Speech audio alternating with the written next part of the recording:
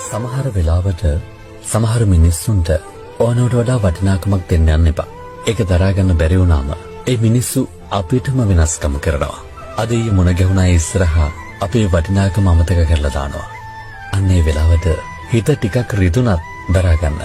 මොකද එයාලට නැති වෙන්නේ එයාලගේ හැම දුර්වල තැනක්ම දැනගෙනත් ළඟින් හිටිය අවංක කෙනෙක්. ඉතින් දුක් වෙන්න ඕන ඔයා නෙවෙයි එයාලා. හැම කෙනෙක් පස්සෙම හැල්මේ දුවලා හති වැටුණ දවසක එයාලටම තේරෙයි ඔයා ඇරෙන්න වෙන කිසිම කෙනෙක්ට එයාව දරා ගන්න බෑ කියලා. එයාගේ අඩුපාඩු ඉවසන්න තේරුම් ගන්න බෑ කියලා. ඒත් එදාට ඔයා වෙනස් වෙලා ඉන්න. එක දවසක් හරි ඔයාව අතහැරපු, තනි කරපු, වෙනස්කම් කරපු මිනිස්සු ළඟට ආයෙත් නොයා ඉන්න.